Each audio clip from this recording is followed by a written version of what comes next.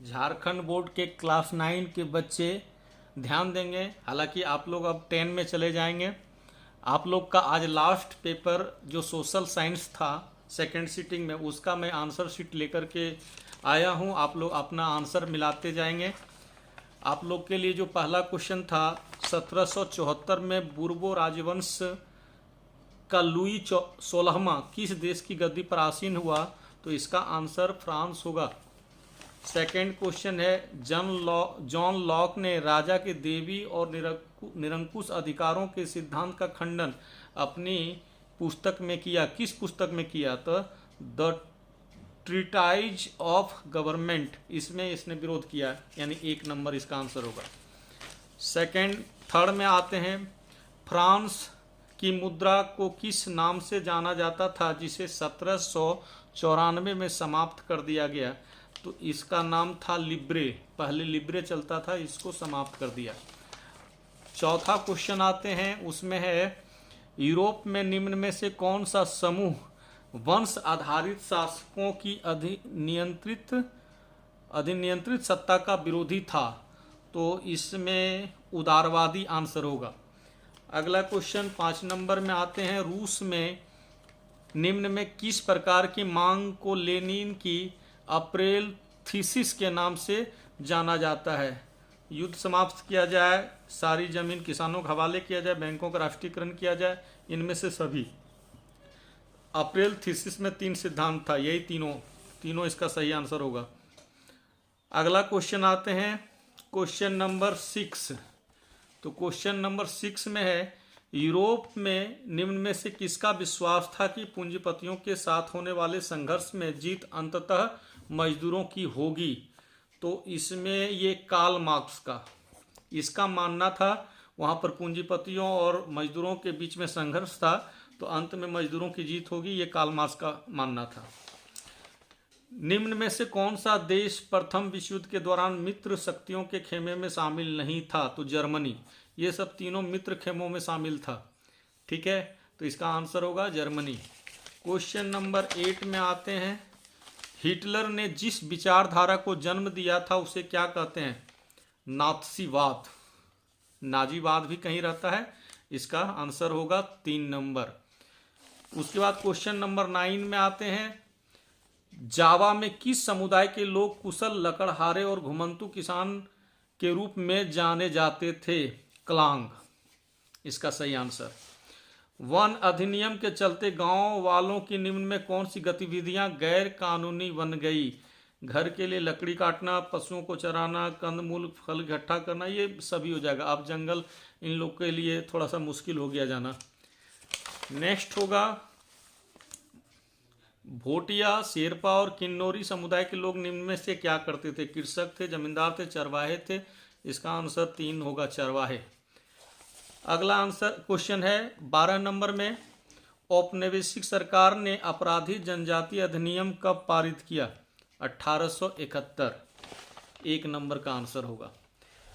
13 में आते हैं, उत्तर में भारत देश को लगभग 2 बराबर भागों में निम्न में से कौन सी रेखा बांटती है? तो इसका हो जाएगा आंसर कर्क रेखा।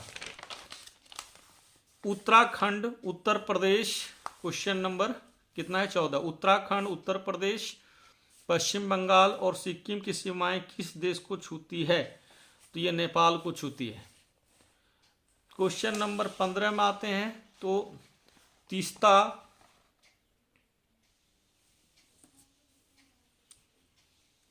तीस्ता तथा दिहांग निम्न में से किसके नाम हैं जो असम हिमालय का सीमांकन करती है? तो तीस्ता नदी है, दिहांग भी नदी है।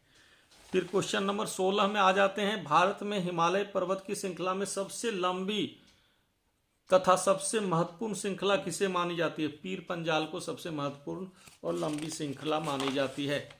क्वेश्चन नंबर 17 में आते हैं, भारत का कौन सा राज्य तथा नगर सिंधु तथा गंगा नदी तंत्रों के बीच जल विभाजक पर स्थित है? तो इसका अंबाला होगा, हरियाणा अंबाला। अगला क्वेश्चन है क्वेश्चन नंबर 18। तो क्वेश्चन नंबर 18 में आते हैं, इसमें है, निम्न में से भारत के प्रायद्वीप भाग की एक प्रमुख नदी कौन है जिसे दक्षिण गंगा के नाम से जाना जाता है? तो दक्षिण गंगा के नाम से किसको जाना जाता है? गोदावरी को। ठीक है। उसके बाद क्वेश्चन नंबर 19 में आते हैं। महानदी गोदावरी, कृष्णा तथा कावेरी पूर्व की ओर बहती हुई बंगाल की खाड़ी में गिरती है। ये नदियां अपने मुहाने पर किसका निर्माण करती है? तो डेल्टा का निर्माण करती है। नदियां जनरली डेल्टा का ही निर्माण करती है। वन किस प्रकार का संसाधन है? तो वन हो जाएगा नवीकरणीय, जल होता है अजैव। हाँ ठीक है, वन हो जाएगा नवीकरणीय। क्वेश्चन नंबर 21 में वन क्षेत्र निम्न में से किन कारणों से कम हो रहा है? उद्योगों के विकास के कारण, शहरीकरण की परियोजनाएं लागू होने के कारण, कृषि के लिए अधिक क्षेत्र की मांग होने के कारण। तो इसका इनमें से सभी, ये सभी कारण है जंगलों के कम होने का या वन का कम होने का।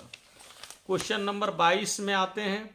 निम्न में से कौन सा कारण भारत के उत्तरी पश्चिमी भाग में शीत ऋतु में होने वाले वर्षा के लिए उत्तरदायी है? पश्चिमी विक्षोभ इसका सही आंसर होगा। क्वेश्चन नंबर 23 में आना है। राष्ट्रीय जनसंख्या नीति 2000 का मुख्य उद्देश्य क्या है? तो ये 14 वर्ष से कम आयु के बच्चों को निःशुल्क शिक्षा देना, ये भी उद्देश्य है। शिशु मृत्यु दर को कम करना, ये भी उद्देश्य है। टीका विरोधी बीमारियों से बच्चों को छुटकारा, इनमें से सभी इसका आंसर हो जाएगा।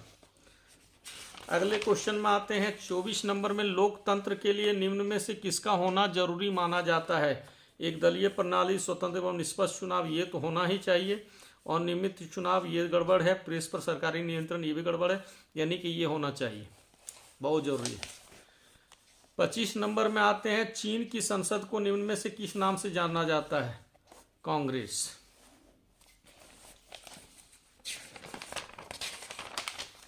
दक्षिण अफ्रीका की गोरों की सरकार ने नेल्सन मंडेला पर किस प्रकार का मुकदमा चलाया था? देशद्रोह का मुकदमा चलाया था। क्वेश्चन नंबर 27 में आना है। 1950 से ही दक्षिण अफ्रीका में रंगभेद के खिलाफ निम्न में से किसका संघर्ष जारी था? किसने संघर्ष किया? तो अश्वेत, इसी का लीडिंग कर रहा था वो नेल्सन मंडेला। तो अश्वेत लोग गोरे लोगों को यानी श्वेत लोगों के विरोध में संघर्ष जारी किया था। 28 नंबर क्वेश्चन में आते हैं। भारत में चुनाव कराने की जिम्मेवारी किस संस्था पर होती है? निर्वाचन आयोग। ये आपका जो 12 का एग्जाम हुआ था पॉलिटिकल साइंस का, तो उसमें भी ये सेम हूबहू क्वेश्चन था।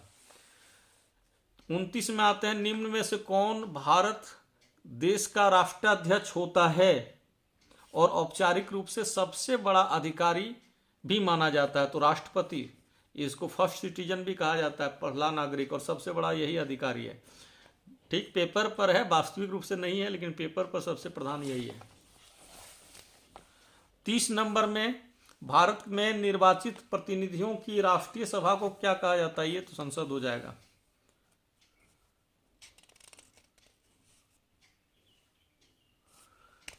इसके बाद 31 में आते हैं।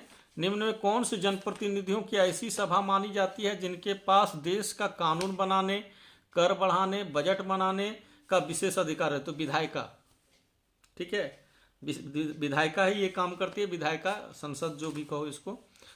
सरकार के 3 अंग होते हैं ना, कार्यपालिका, न्यायपालिका और विधायिका। तो ये कानून बनाता है, ठीक है ना, ये लागू करता है और ये उसका संरक्षण करता है। 32 नंबर में आते हैं।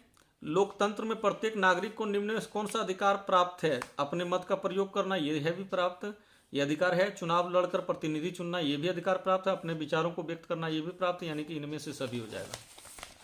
33 में आते हैं। वोट देने के अधिकार को किस प्रकार का अधिकार माना जाता है? सामाजिक, सांस्कृतिक, राजनीतिक, सार्वजनिक। एक्चुअली वोट देने का अधिकार क्या है? संवैधानिक अधिकार है। और जो संवैधानिक अधिकार है तो एक तरह से वो क्या हो गया? राजनीतिक अधिकार हो गया। पालमपुर में विभिन्न जातियों के कितने परिवार निवास करते थे? ये मेरे विषय से है, 450।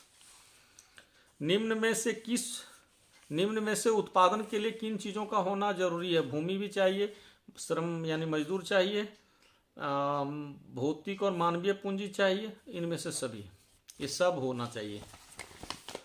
शहरी क्षेत्र में अधिकांशतः किस प्रकार की बेरोजगारी पाई जाती है? ये मौसमी तो हो जाएगा, मौसमी और प्रच्छन्न एक ही जैसा है। तो ये दोनों तो हो जाता है ग्रामीण क्षेत्र में, और ये तो कोई बेरोजगारी एक तरह से है ही नहीं, ये शिक्षित बेरोजगारी होता है। ठीक है, इसको शिक्षित बेरोजगारी भी कहते हैं, खुली बेरोजगारी भी कहते हैं। 36 के बाद 37 में हरित क्रांति का संबंध निम्न में किससे है? कृषि उत्पादन से है। भारत में निर्धनता का मुख्य कारण क्या है? भूमिहीनता, बेरोजगारी और शिक्षा, इनमें से सभी। 39 नंबर क्वेश्चन में राष्ट्रीय ग्रामीण रोजगार गारंटी अधिनियम वर्ष में कितने दिनों के रोजगार उपलब्ध कराने के गारंटी प्रदान करता है? तो 100 दिन का रोजगार देने का गारंटी देता है। बफर स्टॉक योजना का मुख्य उद्देश्य क्या है? तो भोजन की कमी की समस्या का हल निकालना। जैसे किसी भी देश में ऐसा हो सकता है कि कोई प्राकृतिक आपदा आ जाए, सूखा या बाढ़ जैसी कोई चीज़ें हो, या युद्ध जैसी स्थिति बने, तो ऐसी स्थिति में सब चीज़ कमी रहेगा तो चल जाएगा, लेकिन भोजन की कमी के बिना चल नहीं पाएगा। तो इसका स्टॉक, खास करके जो गेहूं चावल होता है उसका सरकार स्टॉक करती है, उसी स्टॉक को कहते हैं बफर स्टॉक। तो ये था आप लोग का कुल 40 क्वेश्चन। आप लोग अपना आंसर मिला लिए होंगे और उम्मीद करते हैं आप लोग अच्छा स्कोर किए होंगे। आज आप लोग का क्लास 9 का एग्ज़ाम ख़त्म हो गया। अब आप लोग क्लास 10 जो आप लोग के लिए मेन परीक्षा है, इसकी तैयारी में लग जाइए। आप लोग को बहुत बहुत शुभकामनाएं, बधाई, धन्यवाद।